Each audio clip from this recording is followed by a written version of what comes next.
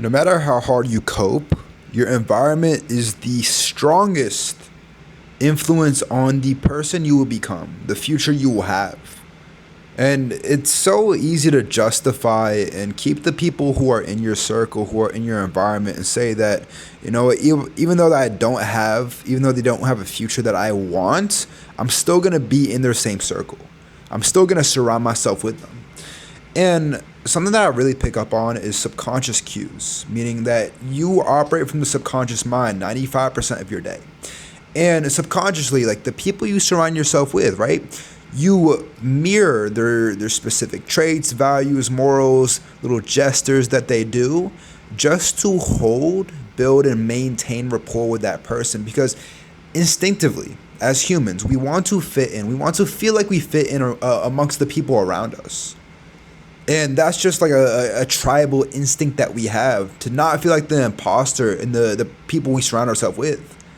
So obviously we're going to mirror the things that, the people we surround ourselves with just so we can feel like we belong.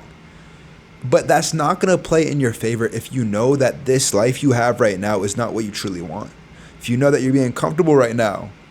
Because I'll put it like this, right? And, the biggest reason why I feel like I make this video and I had this, realization moment is, I just got back from a run. I just had a really nice dinner and cooled off a little bit. But, I live in Miami, Florida. I lived in Richmond, Virginia pretty much all of my life, from when I was 4 years old to 20 years old, and I moved down to Florida. I'm 21 now. And I left everyone. I've left anything that I've ever known in my life. This means my family, loved ones, relationships that I used to be my world. And I left all of that because I knew that I could not become the man that I truly desired to be because of my environment around me, because all of the conflicting ideologies, the paradigms, how I perceive the world, the fact that I know in my heart that this is what I should believe, but the people around me don't live in that same paradigm, so it feels like I'm constantly butting heads with them. Like, one thing that I really, and I'm going to go a little bit deep in my story right now, but I dropped out of college, going into my sophomore year. I did three semesters of college. And when I dropped out, I moved in with my parents, not really knowing what I was going to do with my life, kind of just grinding self-improvement, waking up at 4 a.m. every single day, learning about business, learning about self-improvement, obviously putting myself through the ringer. But everything that I was learning regarding mindset from high-level entrepreneurs who I desired to be like was just conflicting ideologies with my parents. And as much as I love my parents to fucking death, those are the people I care about the most. It was just constant tension, constant friction, constant arguments regarding how I perceive the world and the things that I'm learning, the beliefs I'm starting to solidify, and how they view the world. And as much as I love my parents, they provided a wonderful life for me, and I'm forever grateful. I want more. I think as a son, the greatest thing that you can do is really, use what your father gave you in terms of advantage, in terms of a start of in your life, because your father is your biggest mentor. If you're fortunate enough to have him in your life. I know for me, my dad was great, but he's done really well for himself. He really provided well for my family. He raised me a very good way. But I want to do so much better. And I think, at least from the perspective of me eventually being a father in the future, I want my son to do better than me. So I think that's just an inevitable thing that you want as a man. And I knew that in that environment that I was in, I couldn't do that. So the thing that I had to realize is that you either increase your sacrifice or you decrease your desire. And intentional or unintentional, you will make sacrifices to become a better man. I've lived in Miami for the past 9 months. If you told me half the shit that I'd have to go through to even live in the city at this point in my life, I don't know if I would do it again. I don't know if I'd move down here. Because just constant fucking sacrifice. Constant nights where I literally am contemplating life. Gone through the lowest lows here, bro. The lowest fucking lows. And I've documented this on my YouTube channel. And it's not a matter of like, oh, I'm gonna sacrifice more time away from family. Like, no, that's already chosen for you if you already put yourself and you already pursue opportunities. That's already chosen for you by default. Is that will be the sacrifice. That and so much more. But I will say, again, I've been here for 9 months and a little bit more context, but the past week for me has been pretty fun. It's been pretty fun. I hit a boat twice this week, which is kind of crazy. I've never hit a boat before.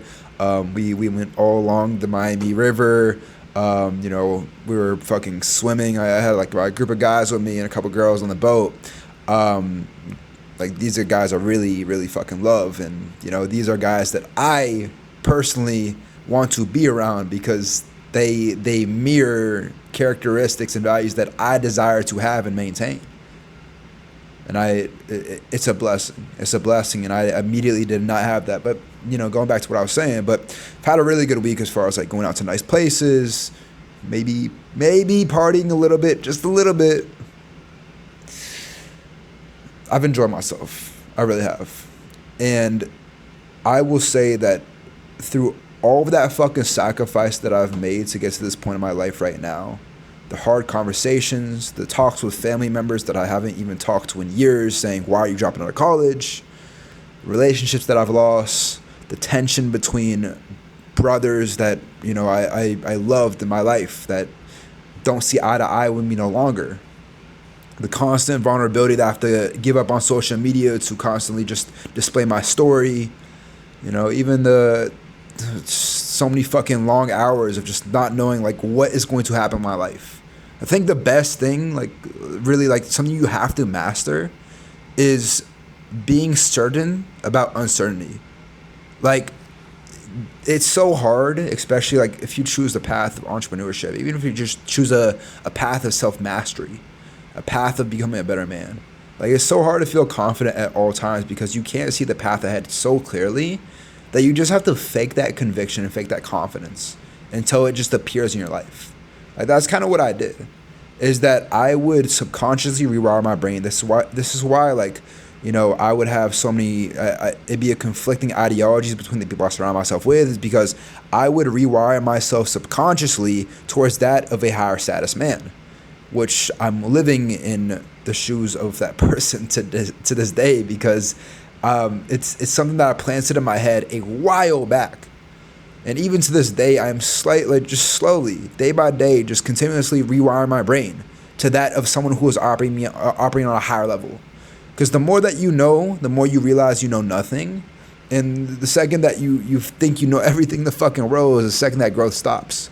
So of course, I'm confident. Of course, I understand that I've walked a long journey so far, but there's so many more fucking levels to this. And it's just a matter of like how consistent you can be. Just judge yourself based on commitment and consistency rather than singular achievements. And it will take you so fucking far, it is unbelievable. Unfucking believable. And it's the sacrifices you have to make along the way.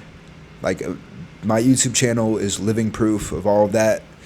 I'm not the best at documenting all of that stuff, but obviously, I feel like I'm just like dropping little gems in here, but I think the greatest test of a man's IQ is whether or not he's able to bring his dreams into reality. And one thing I really dreamed of was just living in a high energy city, having an apartment on my own, spending my time devoting my energy and my effort towards a business that is actually fulfilling and fruitful for me. That's the exact life that I live right now, where I wake up, train, I go hard in the gym, have a good meal, have a whole food meal, maybe read a little bit, catch up on some work, take some calls throughout the day, work on some content. And then at night, I have free time. Drive my car a little bit, hang out with my boys, have a good time, hit a couple walks. And it's a life that I've crafted through so much hardship. And it started because I aligned this vision that I'm living right now months, even a year ago. Every single micro detail that I just described to you right now as far as my day-to-day life, that is what I would tell myself all the way back then. And every single day I would my like subconsciously I would be self-aware of the fact that am I self-sabotaging by taking this action instead of doing this other thing congruent towards my better version of me, because the brain fails to grasp abstract thoughts. So if you have this vague idea of being a better man, whatever that means, then your mind has no clue how to actually bring that into fruition, bring that into reality, because what the fuck does a better man do? Like, you have to really break down every single micro detail about this better version of you so you can match every single action you take on a daily basis on a lens of congruency until that person comes into fruition. That is how it fucking works. That is how you transurf reality and you bend it to your fucking will.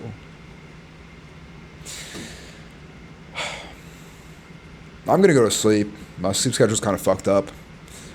Having a good time, by the way. Yeah, appreciate y'all watching.